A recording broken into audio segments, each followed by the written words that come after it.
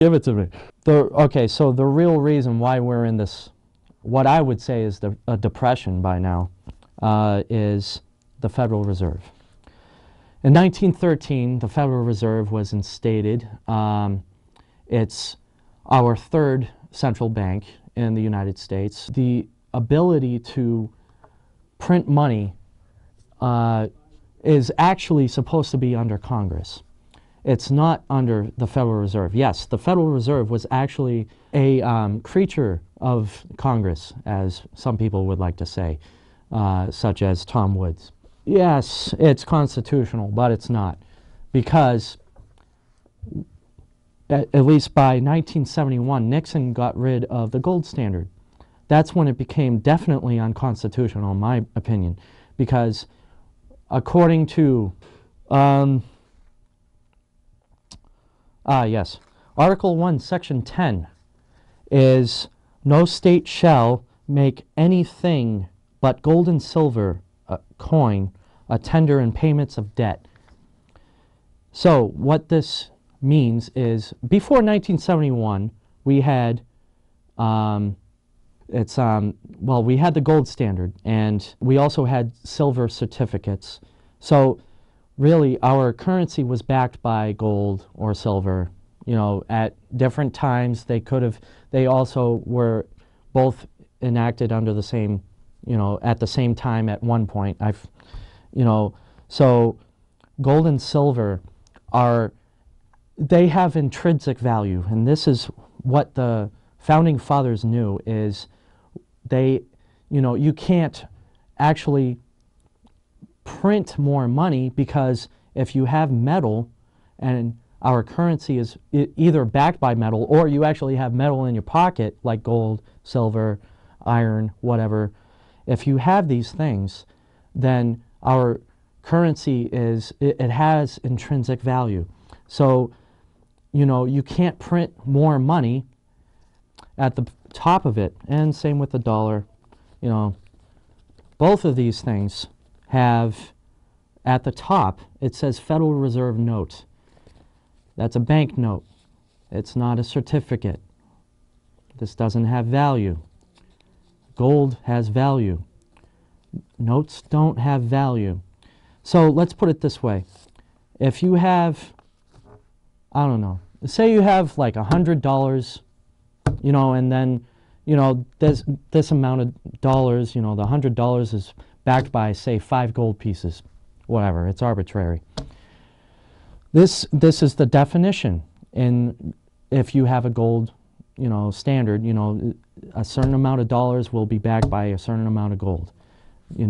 If the government were to change that, it's illegal, But that's why we got off the gold standard, is because the government wanted to continue wars and spend. So they kept on adding. And they got rid of the gold standard, and now we use banknotes. So we have, I don't know, they can print as many dollars as they want. So $1,000 could be compared to that same amount of gold, the 5 gold pieces. The dollar will intrinsically lose value. Well, of course, it doesn't have intrinsic value, but you see what I'm saying. So when the bailout bill was originally passed, they had to print more money, monetize the debt. Our dollar lost value intrinsically. Of course, there's always inflation when you have a fiat currency system, which is this.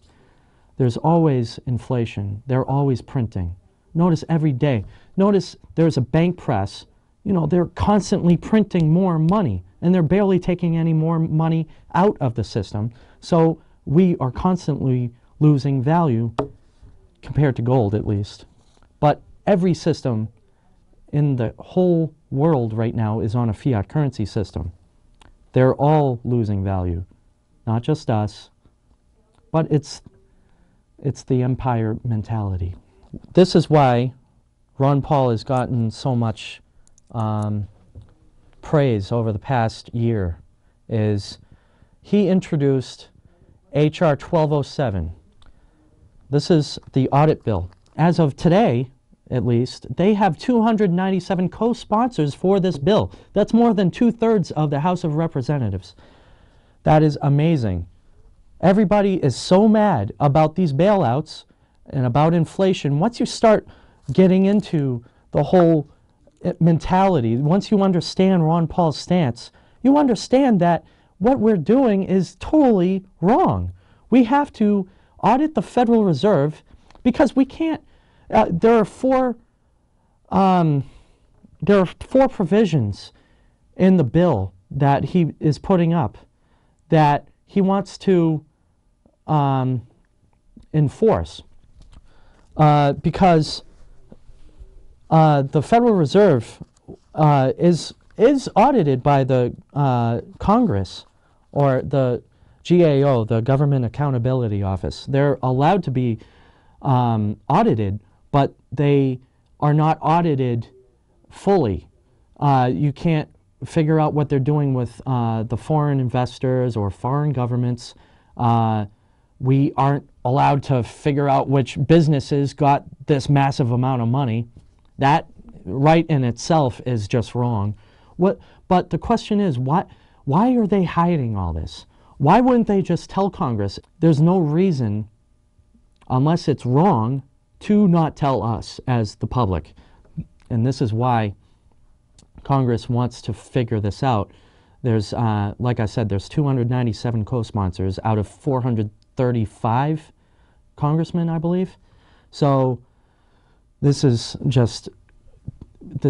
great. This is perfect. This is exactly what will bring back what we need in government, is accountability in itself. Not just for the fact that it's the Fed and they print money, and so we need to the actual vision is to go back to the gold standard. It's just really, it's strange to hear, but because we're losing value, this is why we see prices going up, because things, the level, the amount of value doesn't change. It's the value in the dollar that changes, and since it loses value, we actually need to make more dollars to create the right price level. Like say you're buying a loaf of bread. Back in the days of 1930s, bread could have cost like 5-10 cents. Now it costs $2 for a regular loaf of bread. That something like that. That's the approximation. So the dollar, ever since 1930s, a dollar back then, 4 cents back then is now a dollar. So we've lost, the dollar has dropped to 4% of its original value. So I've gone on a rant about gold and silver, but there's also another reason why this is unconstitutional.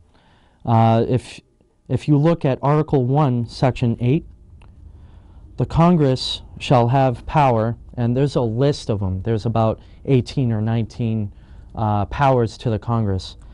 But one of them is the Congress shall have power to coin money, regulate the value thereof, and of foreign coin, and fix the standard of weights and measures.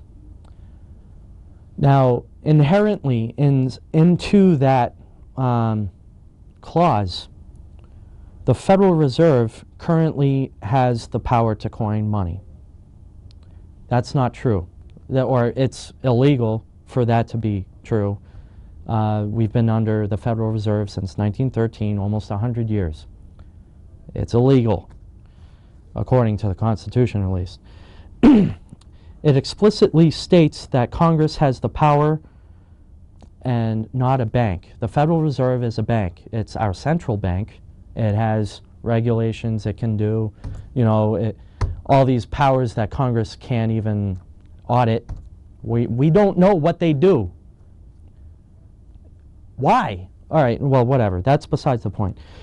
It also states that the power to, it has the power to fix the standard of weights and measures.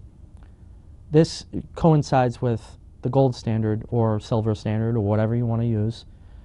It can fix the standard of weights and measures. So say a gold coin could be 16 silver coins.